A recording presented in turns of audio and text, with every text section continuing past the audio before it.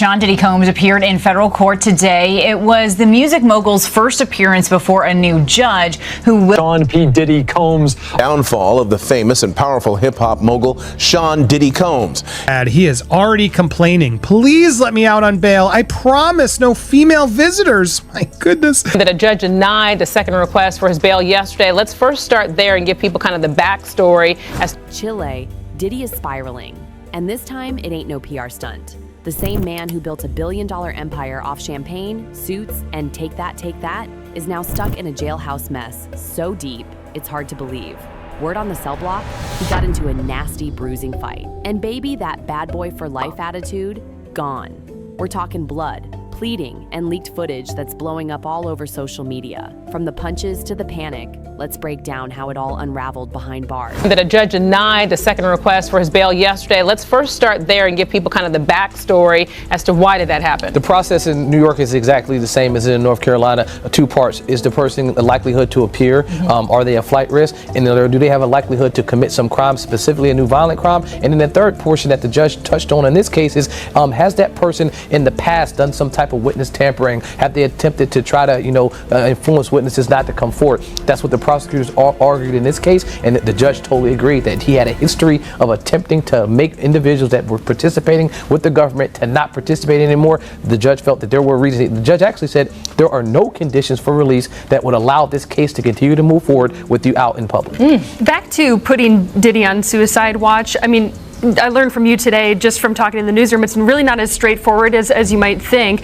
As the former chief magistrate, you made decisions like this. So what exactly does that process look like? In the process, when we would set conditions for release in Mecklenburg County, for instance, all of the 30-plus magistrates, determining if a person could go or leave, typically you're setting conditions either for a secure bond, unsecured, or a written promise to appear. However, if that person at some point decided to say, you know what, in the process of them talking to you or finding out what would happen, that they wanted to kill themselves, then you were required to notify someone immediately, look, this person has made suicidal ideation or thoughts, and now we're not safe with allowing them to leave. They're going to be held here. If they made that statement during the process of intake, for instance, the sheriff's department would decide to keep them there and wait and determine, okay, now we'll put them under evaluation because they're not safe to leave and or they may harm themselves or others. And so that process is definitely not straightforward, but there are red flags that go up instantly because nobody wants to be sued by this situation. Well, do you think anyone makes those statements on purpose? Have you ever dealt with a situation where they intentionally do that? Maybe they don't want to be with the other inmates? I've seen that happen in the past, but I can tell you if a person makes that determination, when you are on suicide watch, first of all, they're taking your shoestrings.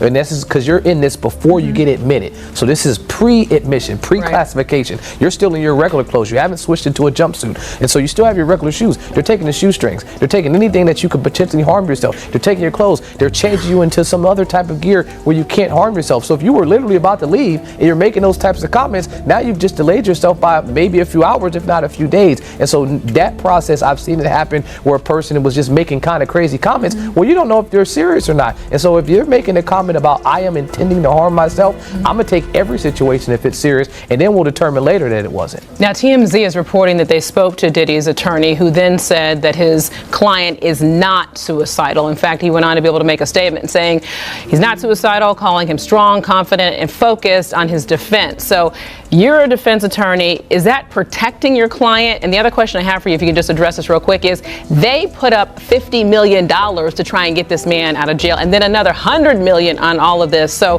kind of combine that and explain all this to us. So yes, typical for what his process is, the case or to defend this case has already started because it's in the court of public opinion. And so how do I make sure that I put that fire out that seems like it's raging really fast? I make sure I make statements that he is in sane mind, that this person is there, he's clear, he's conscious, he's aware, he's not down, he's not depressed because he know he didn't do anything. That's the statement that you're going to make. Regarding the dollar amount, the judge touched on that this was their appeal. Remember, the first judge denied it. They appealed the judge's decision to not give him conditions for release, and they said, look, we'll put up any amount you want. He has endless resources. He's not going to leave. He turned himself in, and here's the amount. We'll put 50 million up. We'll put 100,000 up to support that. But the judge, as I mentioned before, said there is no condition, no dollar amount, that no assurance that you can say that this case, the integrity of it, specifically the witnesses that will come forward to testify against you, can be safe while you're out. Wow. Collie Frodes, we appreciate your insight as always, and I guess this case just going to keep on. And do we know the date yet? I haven't heard Nothing the date. yet. Yeah, but I know for at least a year he will be in their Department of Corrections. So how did it even get this far? What made a man with jets, yachts, and an empire end up fighting over, get this, toilet paper? Yup. 1 minute, he's sipping Ciroc in a mansion. Next thing you know, he's screaming over bathroom basics in an orange jumpsuit. But here's the kicker. Rumor has it wasn't just about the TP. Someone pressed him about shady past dealings and Diddy snapped. He tried to act tough, but witnesses say it looked more like a dance rehearsal than a brawl. Sloppy punches, wild swings. This fall from grace, brutal. And he has to do that because no company wants to do business with somebody who is being accused, have allegations against them for sexual misconduct and deviant behavior. Nobody wants to do business with that. All the shareholders, it ain't nothing that he's giving up. They like, yo, listen, give me that. They say, they did a Diddy. Take that. You understand? They're gonna take that from him. The shareholders is gonna say, yo, listen to me. We all gonna pull out. No Diddy. But we all gonna pull out our shares and everything if you don't give up what you have in the company. Did you see that video that went viral of Diddy pacing around the airport after his houses got raided? I seen that video. And I seen that look in his face before. You understand? When he was with the same gang and Mike Owens, AKA Mike Cock, everybody could tell him, D. Ferg did a collection for him because he didn't know how he was going to pay his rent and he didn't know how he was going to pay his rent, child support, and his car note, because he had one of those drop top cabarets Volkswagens. So Mike gave $5,000. I wasn't giving him nothing. I'm just telling you right now. D was just collecting money for niggas. You know what I'm saying? Yo, man, we got to make sure because he want to kill himself. He gonna kill himself. Diddy had that pace and he had that look in his face that he know something may be wrong or they may have something on him. Because they took things out of there. We may not have seen what they took, but they had bags and boxes of stuff that they took out of there. So he knows, he's getting a play-by-play of what's going on.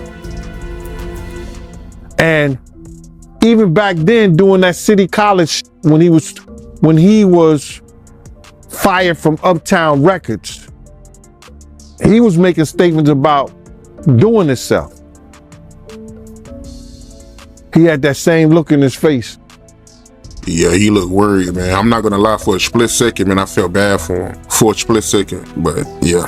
Like, everybody, I get all kind of hate mail, IGs, talking about that I'm trying to take a black man down. No. I went through every step you supposed to go through when you got a problem, you got a situation, you got an issue with a man. You understand?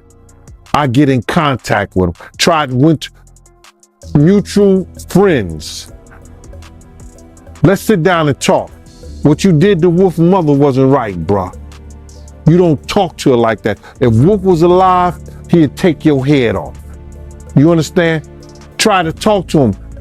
People, when they start getting in this power, certain positions, have certain amount of money, they don't look back. Some of them don't look back and don't think they have to come back to the people that help them get to those positions. You understand? I don't care what nobody say. You understand? If somebody helps you and use their ability and their talents to help you get in position and get to certain places and do certain things, you come back. And you make sure things is all right. You don't disrespect people's mothers. You don't disrespect your friends that took their money to make sure you was all right when you was wrong, when you was messed up. You don't do that, brother. So by him doing the things that he did and taking the avenue that he took, he's suffering the consequence, and I don't feel bad for him at all. Because people was trying to talk to him. People was trying to tell him. You couldn't pull him by the coat and let him know anything. You understand? They messed up the game, brother. When he put that shit out with them, money, power, respect, it ain't never been like that. It ain't never been like that. You got your respect in the street that gave you your power, that brought you your money. Totally different thing. He let that money, power, and respect go to his head, but he had it ass backwards. So do I care what happened? Nah. He got enough money to buy his way out of this. So we think. So when you look at that video of him pacing around and he's looking worried, and you knowing him, do you think it's possible that he might commit suicide? When you're a narcissist, there's always a possibility because you're suffering. But I don't think that he can see himself in a cage. I don't think he can see himself behind those bars in those type of situations. It's too many real dudes that dislike him. But then again, there's a lot of real dudes that need help. And him being behind bars. And then came the twist nobody saw coming. Diddy's flailing, swinging like he's in a low-budget action flick, until boom, he hits the floor. But guess who steps in to stop the madness? Not a guard, not an inmate, the prison chaplain. Yup. In walks this calm, cool preacher type. And suddenly, it's like Sunday service meets UFC. Some are calling it divine intervention. Others, just another layer of Diddy's public breakdown. Either way, the damage was already done. The king of cool, flat on the floor, cracked crown and all. Is representing some of Diddy's accusers. Our Michelle Fisher sat down with All Red to speak exclusively about the atmosphere surrounding the high-profile case. It's really all about power and abuse of power. Prominent attorney Gloria Allred, who has represented accusers of Harvey Weinstein, Bill Cosby, and R. Kelly, speaking exclusively with Eyewitness News. She now represents an undisclosed number of Sean Diddy Combs' alleged victims, including Talia Graves. The trauma of the assault has taken a toll on my mental health. Tonight's 2020 special, The Secret Life of Diddy, detailing Combs' fall as he faces individual and class action lawsuits and federal charges of racketeering conspiracy, forced sex trafficking, and prostitution. He's pleaded not guilty. His attorney saying prosecutors are seeking to criminalize sex that was consensual. Consent is a big issue, and it is the government's burden in a criminal case to prove any charge and all charges beyond a reasonable doubt. That's a very high burden of proof. Combs is now asking a federal judge for a trial date next April or May, and we could see ex-girlfriend Cassandra Cassie Ventura take the witness stand. This despite an undisclosed settlement reached one day after Ventura filed a lawsuit against Combs last November, accusing him of rape and abuse. Even if there are confidential civil settlements, there's always an exception in the law. They can still testify in a court of law if they are subpoenaed to do so. This bombshell surveillance video leaked in May showing a 2016 incident where Combs appears to assault Ventura, her friend Tiffany read detailing alleged verbal abuse in the 2020 special. And as soon as he answered, "Where are you?" So that was like my first time being like, something is wrong. Combs remains behind bars after two judges denied his request for bond, citing in part dangers of obstruction and witness tampering. Allred says it's a tactic we've seen before in high-profile cases. Sometimes there are criminal charges filed not only against the defendant, but also against the person who is his friend or supporter who does threaten a witness. And that was the case in the R. Kelly criminal case as well. In a third attempt to get out of jail and tell his trial, Combs is again offering a $50 million bond and promising strict home detention. His attorneys writing in a brief to a federal appeal court judge, quote, sensationalism surrounding his arrest has distorted bail analysis. Combs is due back in court on Thursday. Now this is where the heartbreak hits. Diddy, the man who once declared he was born to fly, was grounded hard. There he was, laid out on the dirty floor, torn jumpsuit, ego shattered. Witnesses said he just kept repeating, "I'm sorry, I didn't mean it," begging, shaking. And then he pulled out the last card he had, offering to load up other inmates' commissary accounts just to buy a little piece. The desperation was loud. And why? Because this wasn't just about fear. This was about secrets, big ones. And in jail, eyes and ears are everywhere. We see Brooklyn and we got the report on what's happening there. Doesn't look good, guys. This one doesn't have a lot of good Yelp reviews.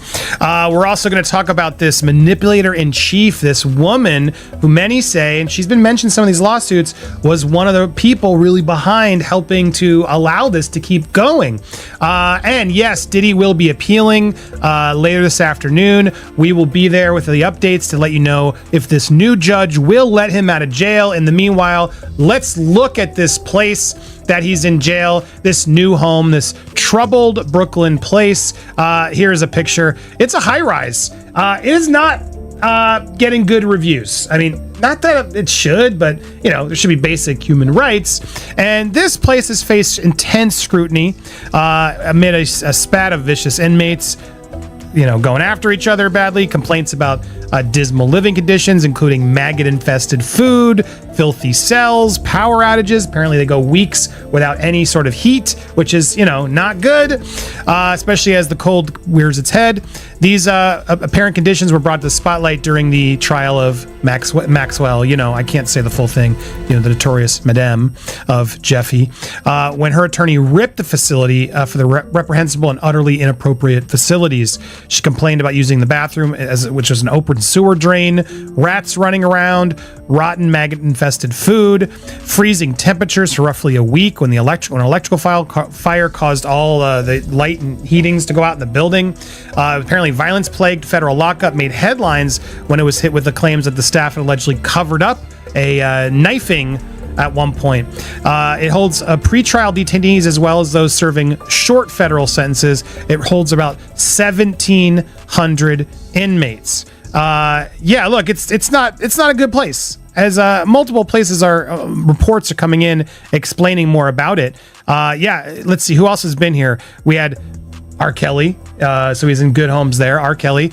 He's it's also Michael Cohen was there. Fetty Rap, Alison Mack from that trial, Ghislaine, and now he is in there as he's waiting to see what will happen next. It's interesting. We got his location. I had a picture here. I don't want to show this, but yeah, Sean John Combs. I have his registration number. He's located there. This is in like the prison database. You can go find it, and it's interesting because he's in the SHU, the SHU, which apparently with John Witherspoon is saying is most likely for his own protection and also to keep him from like cutting deals, because you can get in there and cut other deals with prisoners in exchange for protection, extra food, commissary items, etc.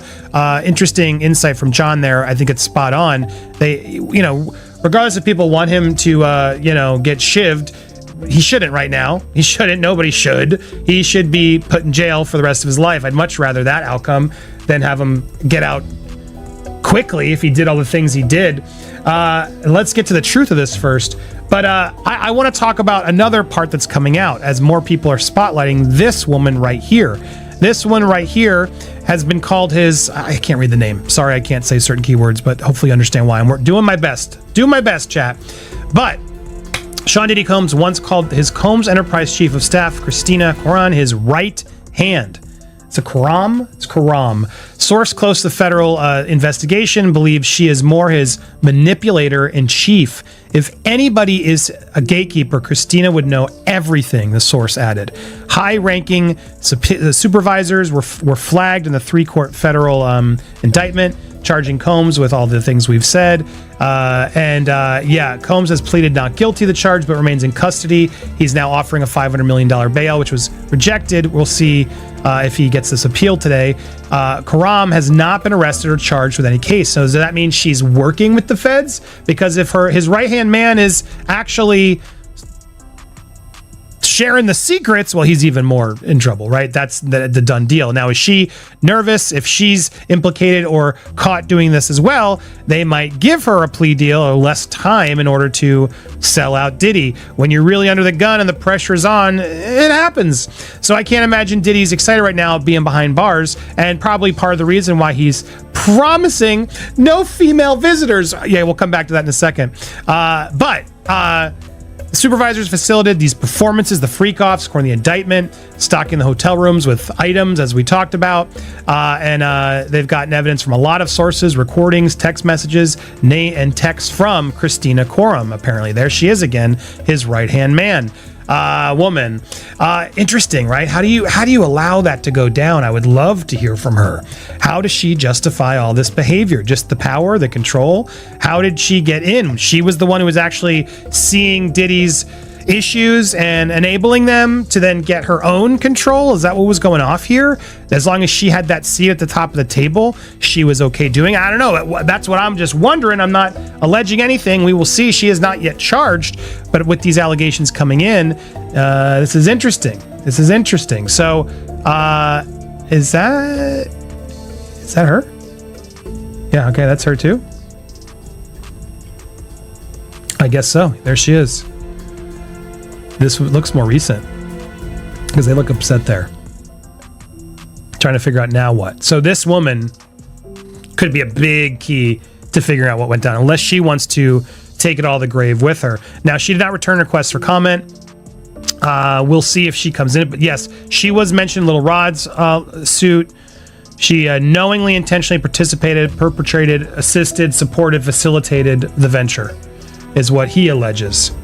And Coram required Combs' domestic employees, including the butler, chef, housekeepers, to carry a fanny pack with substances there, pink drug combination of things, and he could indulge his choice at any time. So she apparently, according to these rumors, would be there ready and willing to ensure he could have any substance, people, etc., etc. So, if all true, a lovely individual. She's, I'm sure, very happy right now to be caught in this web.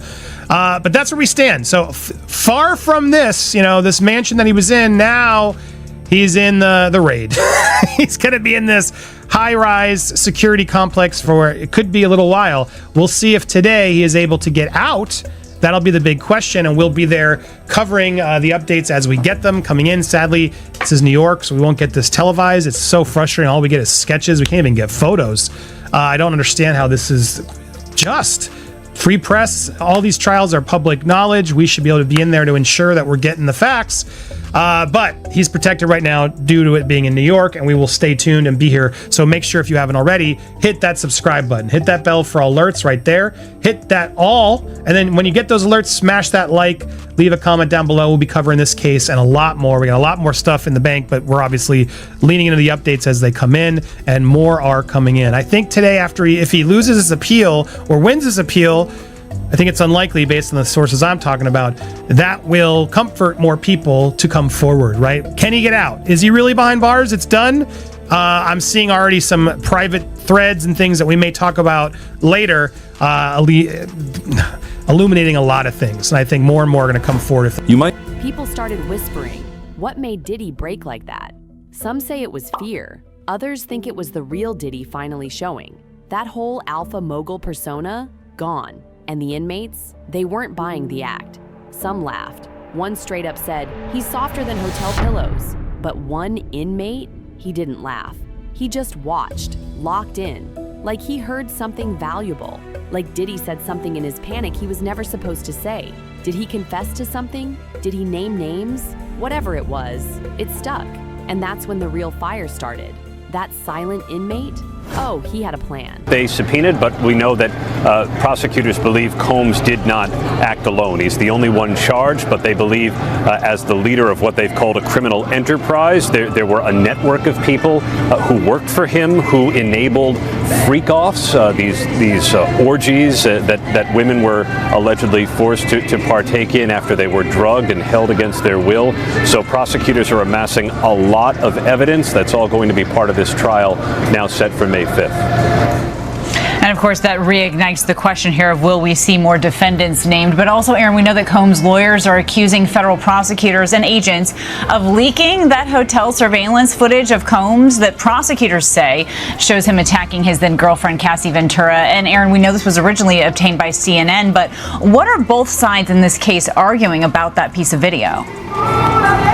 Well, the defense is accusing the government of leaks, and they want it to stop. The government says that's a baseless accusation. The government didn't even have the video before it aired on CNN, a prosecutor said, and they said this was just a defense tactic to try and get a damning piece of evidence removed from the case. And Aaron, since you were in the courtroom there today, what was his demeanor like today? And does his team at all have a chance of getting him out on bail before this trial starts in May?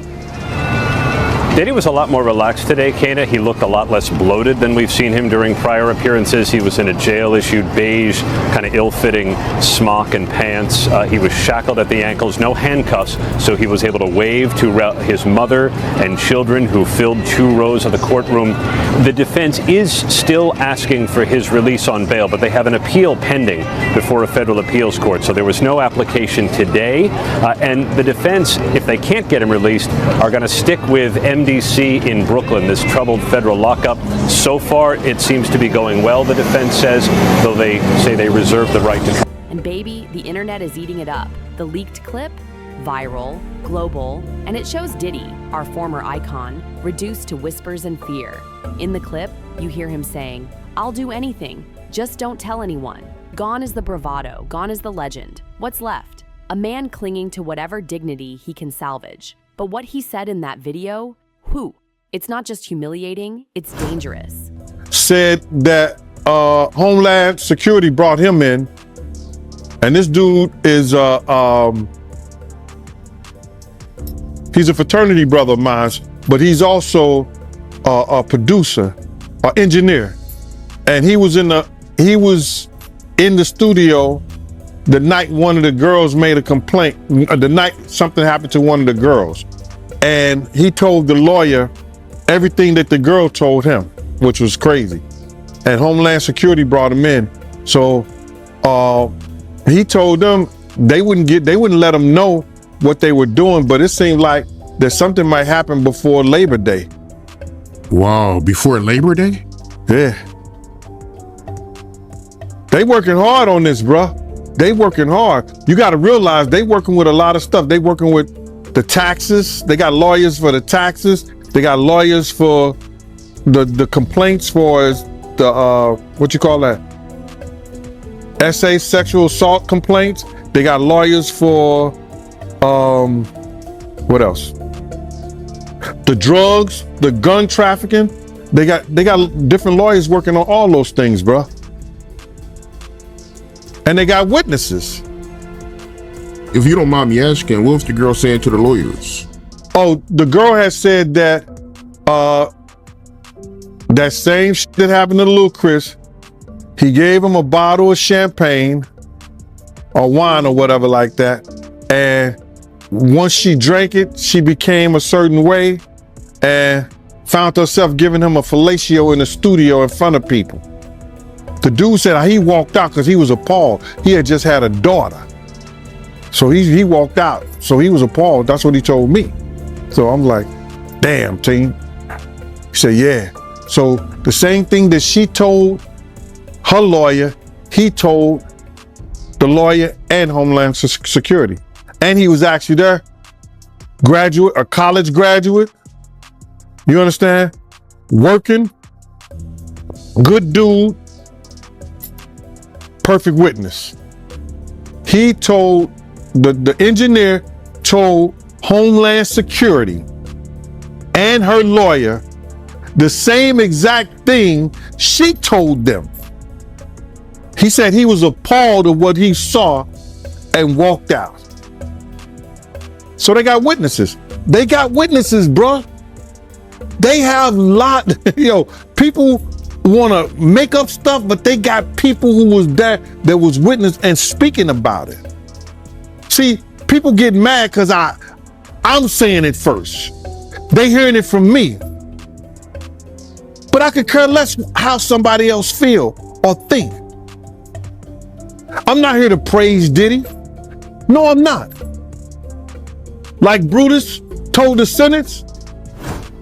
Because if what he blurted out is true, he just snitched on more than himself. Whole legacies might collapse. Within hours, the internet exploded. Diddy downfall was everywhere. TikTok, on fire. Twitter, ruthless. Instagram, flooded.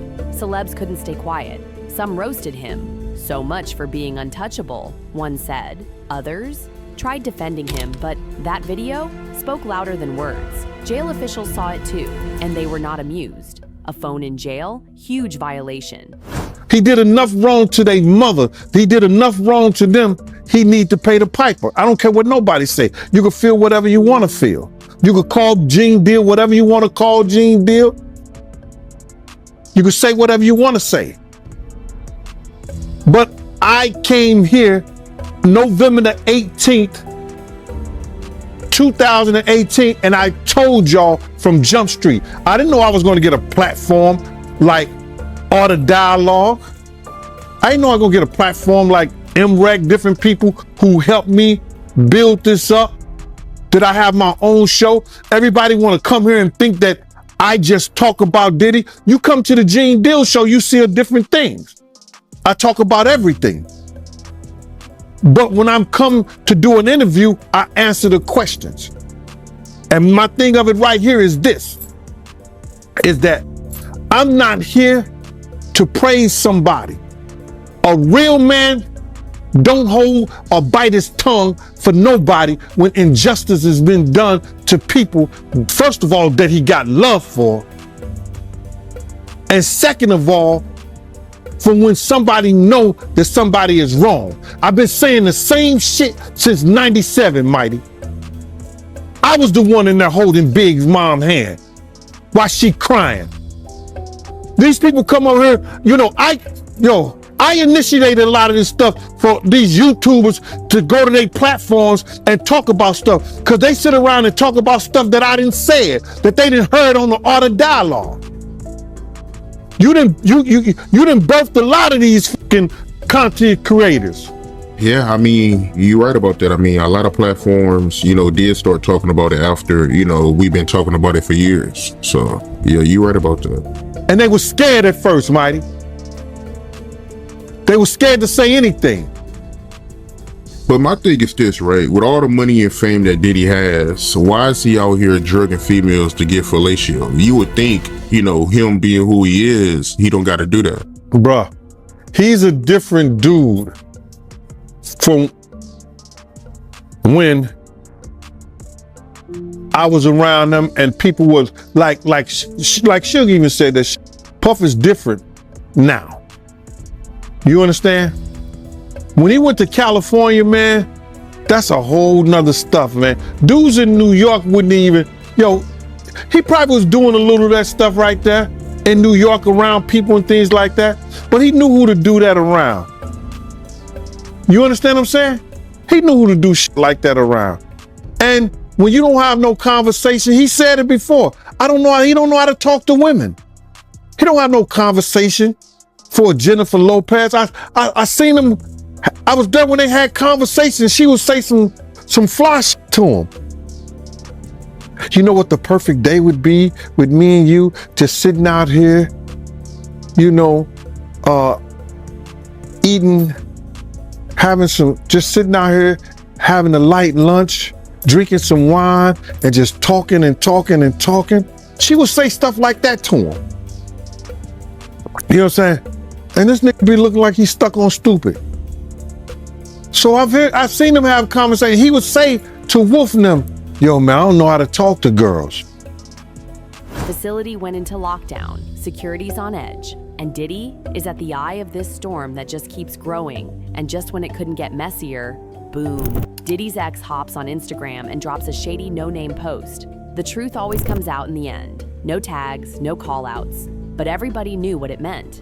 And that's not all. Sources now say Diddy may have accidentally dragged someone else into the fire. A longtime associate, let's call him Mr. X, is now sweating. Because in that same leaked video, Diddy allegedly dropped hints about some seriously shady business ties. Now Mr. X is in panic mode, trying to clean up before the avalanche hits. This question mark ain't just Diddy's downfall anymore. This is about to take down an entire empire.